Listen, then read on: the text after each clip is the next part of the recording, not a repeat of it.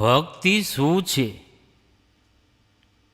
રમ્યની 67. દેહ હલાય ભક્તિ નહીં હોય, સ્વાંગ ધરે નર બહુ વિધિ જોઈ. ધીંગી ધીંગા ભલો ન માના, જો કાહું મોહી હૃદયા જાના. મુખ કછુ ઓર હૃદય કછુ આના, સપને હું કાહું મોહી નહીં જાના. તે દુઃખ પહીએ ઈ સંસારા, જો ચેતું તો હોય ઉંબારા. જો ગુરુ કિંચિત નિંદા કરી, શુકર શ્વાન જન્મે તે ધરઈ. સાખી.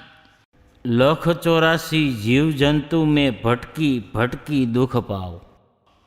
કહી કબીર જો રામ ही જાને, સો મોહી નીકે ભાવ.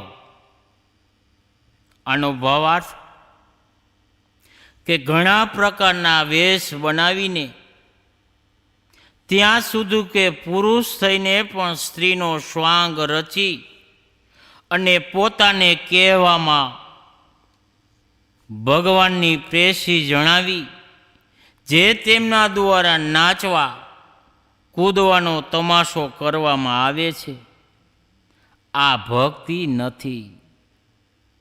જે લોકો ગુરુ તત્વ કે આત્મ તત્વને બરાબર સમજે છે, તેઓ આ મનમાની વ્યવહારને સારો નથી માનતા.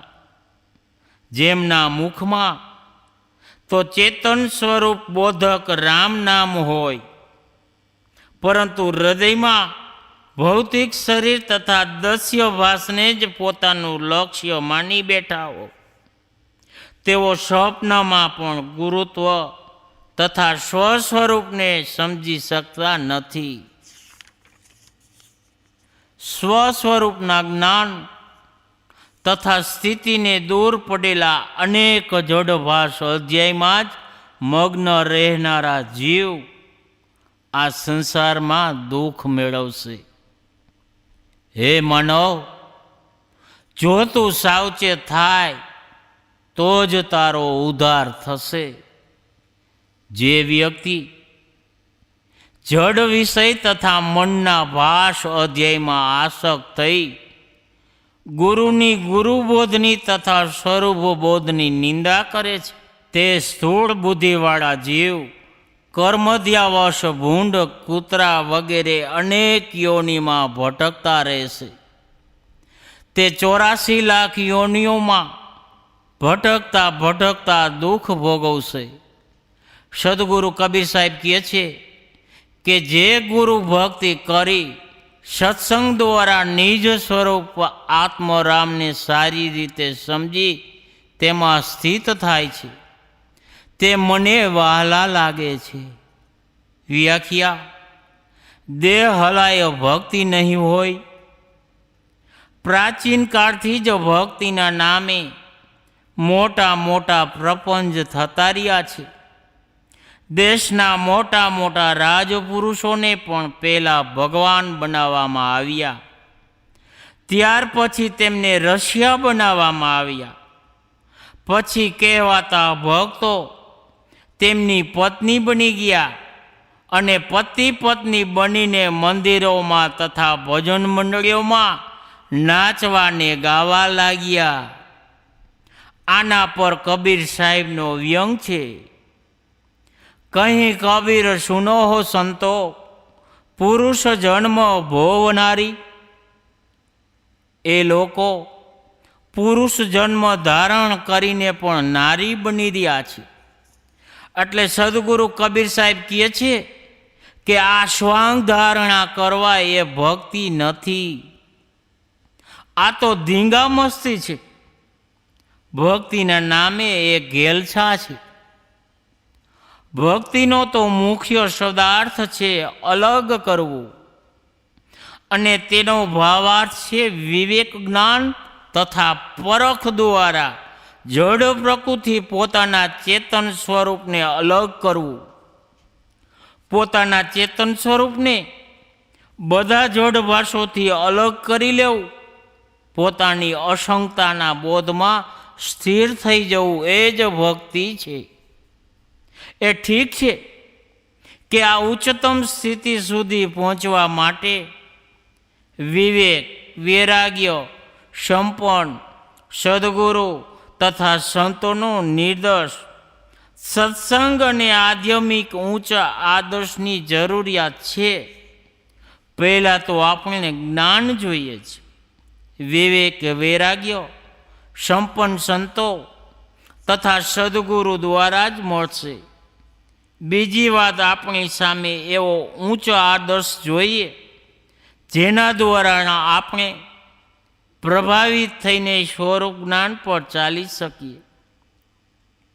જ્ઞાનની વાતો કહેનારા તો ઘણા મળી જાય છે, પરંતુ જેઓ તે પ્રમાણે ચાલતા હો તે કલ્યાણથીઓ માટે ઉચ્ચ આદર્શ છે. કામ, ક્રોધથી દૂર રહેવું જોઈએ એવું તો કોઈ પણ કહી શકે છે, પરંતુ જે ખરેખર કામ, ક્રોધથી દૂર છે તે જ સાધકો માટે પ્રકાશ સ્તંભ છે, ઉપાસનીય છે. ભક્તિનો બીજો અર્થ એ છે કે આપણે આવા મહાપુરુષો પ્રત્યે અનુરાગ રાખીએ. આ રીતે ભક્તિનો બીજો અર્થ મનની કોમળતા છે. તે ઉચ્ચ જ્ઞાન તથા આચરણ સંપર્ક સંતો તથા સદગુરુ પ્રત્યે જ રહેશે, પરંતુ સાધકનો સ્વભાવ તેવો બની જવાથી બધા માટે રહેશે. ભક્તિભાવવાળી વ્યક્તિ પૂરી સૃષ્ટિ માટે વિનમ્ર ભાવનાવાળી હોય છે. પછી તે વિશ્વના બધા જ પવિત્રામાં તથા સંતો પ્રત્યે વિનમ્ર હોય એના માટે તો કેવું જ શું. બધાનો અર્થ એ જ છે કે મન સ્વાભાવિક કોમળ બને. સંત, ગુરુ પ્રત્યે અનુરાગ તથા સંપૂર્ણ ભાવના હોવી, તેમની પાસેથી સ્વરૂપ બોધનો નિર્દર્શ લઈને વિવેક જ્ઞાન દ્વારા પોતાના ચેતન સ્વરૂપને સંપૂર્ણ જડ પ્રકૃતિથી અલગ સમજી પોતાના અસંગત્વમાં નિમગ્ન થઈ જવું એ ભક્તિ છે. પોતાને સંપૂર્ણ દૃશ્યોથી બિલકુલ અલગ કરી લેવા એ જ ભક્તિ છે. જો કાહું મોહી હૃદયા જાના, અહીં મોહીનો અર્થ આ પંક્તિ કહેનાર કબીર સાહેબના વ્યક્તિ પૂરતો જ છે. એમ ન સમજતા મોહી ના અહીં અર્થ છે એક ગુરુ તથા બીજો વ્યક્તિનો પોતાનો આત્મા. ગુરુ ફક્ત કબીર સાહેબ નથી, પરંતુ ગુરુપદમાં સ્થિત જે કોઈ જ્યાં પણ હોય તે સૌ ગુરુ છે. મોહીના બીજા અર્થમાં સમજવું જોઈએ કે પ્રથમ પુરુષ રૂપમાં મેં મોહી કહેનાર પોતાનો આત્મા છે, ચેતન છે તથા સ્વરૂપ પારખ છે. અંતમાં સ્વસ્વરૂપને જ ગુરુપદ કહે છે. એટલે સદગુરુ કબીર સાહેબ કહે છે કે જે પોતાના હૃદયમાં મારા ઉપદેશ સમજે છે અથવા ગુરુ સંતો પ્રત્યે ઉપાસના રાખતા તેમના નિર્દેશ પ્રમાણે પોતાના ચેતન સ્વરૂપને જડ દસ્યોથી અલગ કરી લેવું એ જ ભક્તિ છે. તે નાચવું, કૂદવું વગેરે ધીંગા મસ્તીને સારું નથી સમજતા. તે તેના વિનમ્રતાપૂર્વક ગુરુ સંતોના શરણમાં જાય છે, તેમની પાસેથી બોધ પ્રાપ્ત કરે છે અને પોતાના સ્વરૂપને સમજીને સ્વરૂપ સ્થિતિનો અભ્યાસ કરે છે.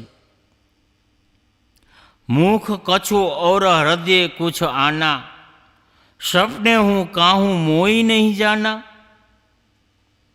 જે લોકો મુખે તો રામ રામ રામ કહે છે અને હૃદયમાં રામનો અર્થ કોઈ વ્યક્તિ વિશેષના મુખ, ગરદન, છાતી, હાથ પગ વગેરેની સુંદરતા સમજે છે, તેઓ રામને શું સમજવાના? આપણે ભૂલથી કોઈ શરીરધારીને પરમાત્મા માની લઈએ, તેમના અંગોની સુંદરતાના વર્ણનમાં પ્રશંસાના પુલ બાંધી દઈ, તો એનાથી શું થાય? જડ વિકારી ભાષ અધ્યાયમાં જ આસક્ત કોઈક શરીરધારીના અંગોની સુંદરતા તેની જુવાનીના 10-5 વર્ષોની ચમક દમક માત્ર છે. આવા પુરુષ જો થઈ ગયા હોય તો તેમના શરીરના હાડકાનો એક ટુકડો પણ નહીં મળે. અને જો તેઓ અત્યારે જીવિત હોય તો તેમનું સૌંદર્ય જોઈને મનમાં થોડા સમય માટે પ્રફુલ્લિત થઈ શકે છે, પરંતુ આ બધું ક્ષણિક તથા વિકારી જ છે. આ કાંઈ રામનું વાસ્તવિક સ્વરૂપ સમજ્યા ન કહેવાય. રામ તો હૃદયમાં રમનાર તમારો ચેતન છે. તેને જ પરમાત્મા, ભગવાન, બ્રહ્મ વગેરે ભલે ગમે તેટલા શબ્દો દ્વારા સંબોધિત કરી લો, તેનાથી અલગ કોઈ રામ કે પરમાત્મા નથી. એટલા માટે જે રામ કે પરમાત્માનો અર્થ કોઈ શરીરને અથવા મનથી ઘડવામાં આવેલી કલ્પનાને સમજે છે, તેના મુખમાં જરૂર રામ છે, પરંતુ હૃદયમાં જડાધ્યાસ માત્ર છે. મુખમાં રામ, મનમાં કામ, ફક્ત દુઃખનો રસ્તો છે. સપને હું કાહું મોહી નહીં જાના, તે સપનામાં પણ પોતાના રામ સ્વરૂપને સમજી શકતા નથી. તે દુઃખદ ભય સંસારા, તેઓને અધ્યાત્મ તથા રામ ભક્તિના નામે આ સંસારમાં ભટકાવા જ મળશે. તેઓ દર્પણની સુંદરી પકડવાના ચક્કરમાં જીવન વિતાવી જ દેશે. એટલા માટે સદગુરુ કબીર સાહેબ કહે છે, જો ચેતું તો હોય ઉબારા, જો સાવચેત થઈને સમજી લો કે ઇન્દ્રિય તથા મન દ્વારા પ્રતિમાન બધા જડ દસ્ય છે. રામ તો આપણું સાક્ષી સ્વરૂપ ચેતન છે, તો તમારો ઉદ્ધાર ચોક્કસ થઈ જશે. જો ગુરુ કિંચત નિંદા કરી, શુકર શ્વાન જન્મે તે ધરી. કોઈની પણ નિંદા કરવી એ ઘણું ખરાબ છે. પછી ગુરુની નિંદા કરવી એ તો પતનનો જ રસ્તો છે. અહીં એવો ભાવુક અર્થ નહીં સમજવાનો કે ગુરુ કામી હોય તો તેમને કૃષ્ણ ક્રોધી હોય, તો તેમને પરશુરામ મોહી હોય, તો તેમને રામ લોભી હોય, તો તેમને વામન ન સમજી તેમની પૂજા તો કરવી જ જોઈએ. ગુરુ ગમે તેટલા ભ્રષ્ટ હોય, પરંતુ તે દેવોનો આ દેવ છે. આવું માનવું એ આપણી આંખો ફોડવા બરાબર છે. આવું પણ ન માની લેવું. કામી, ક્રોધી, લોભી, મોહી તથા રાગ દેશમાં લિપ્ત તો પતિત જીવ છે. તે ગુરુ કઈ રીતે હોઈ શકે? ખરેખર તો સત્ય જ્ઞાન, સ્વરૂપ જ્ઞાન, સદાચાર તથા સ્વરૂપ સ્થિતિ અનાદાર કરવો એ જ ગુરુ નિંદા છે. જે સદજ્ઞાન તથા સ્વપરિસ્થિતિની રહેણીમાં રહેતા હોય તે વળી સાચા ગુરુ તથા સંતોની નિંદા જે કરે તે ખરા, તે તો પરમાર્થ પથના અનુશાસતા છે. એટલા માટે અહીંનો અર્થ છે કે જે સ્વરૂપ જ્ઞાન તથા સદાચાર તથા સ્વરૂપ પરિસ્થિતિનો અનાદર કરે છે તેને સંસાર નરકમાં ભટકવાનું છે. તે આજે જ સ્થૂળ બુદ્ધિવાળા પશુ જ બન્યા છે. આગળ પણ તેને એ જ બનવાનું છે. 184 જીવજંતુ મેં ભટકી ભટકી દુઃખ પાવે. અહીં સદગુરુ કબીર સાહેબે ભારતીય ધર્મ માન્યતા મુજબ 84 લાખ યોનિમાં અજ્ઞાની જીવોની ભટકાવાની વાત કીધી છે કે આપણા પૂર્વજોએ યોનિઓની ગણતરી કરીને 84 લાખની ગણતરી આશરે પાકી કરી લીધી હશે.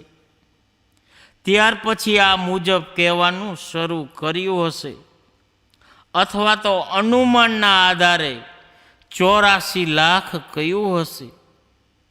લાગે છે કે અંદાજે કહેવામાં આવ્યું છે.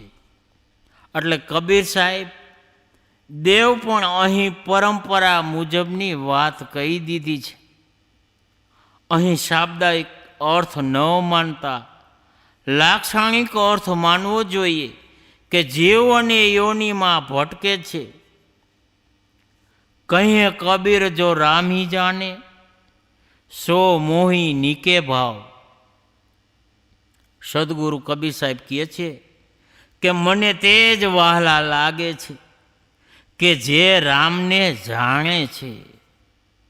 સંસારમાં રામને માનવાની વાત વિશે ઘણી ઓહો છે. લોકો કહે છે કે અમે રામને માની છીએ. અમુક વ્યક્તિ કે અમુક મતવાળા રામને નથી માનતા, પરંતુ અમે અને અમારો મત રામને માને છે.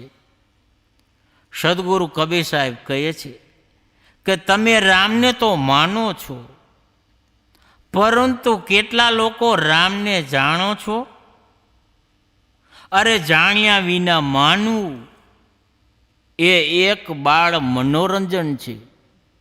એ બરોબર છે કે બાળકને ભણાવવામાં આવ્યું કે ક એટલે કબૂતર, તો તેને માની જ લેવું જોઈએ, તર્ક કરવો પણ ન જોઈએ. પરંતુ વ્યક્તિને આપણે ક્યાં સુધી બાળક બનાવીને રાખીશું? અંતે તો તેમનું માનવું ત્યારે સફળ થશે જો તેઓ તેને સારી રીતે જાણી લેશે. કબીર સાહેબે બીજકમાં રામને જણાવવા માટે ઘણું ભારપૂર્વક કીધું છે. રામ નામ જાને બિના ભવ બુડી મુવા સંસાર. રામ નામ નીજું જાની કે છાડી દેવું વસ્તુ ખોટી. રામ નામ નીજું જાને છાડી કે દેવું વસ્તુ ખોટી. કहीं કબીર જો રામી જાને સો મોહ નીકે ભાવ. આપું હી બાવરો આપું શયાના હૃદયા બેસે તેહી રામ ન જાના. આ વગેરે આવું કબીર સાહેબે આપને રામ વિશે ઘણું કીધું છે ભારપૂર્વક. તે રામ કોણ છે એ રામને ઓળખી લ્યો, એ જ સાચી પરખ છે.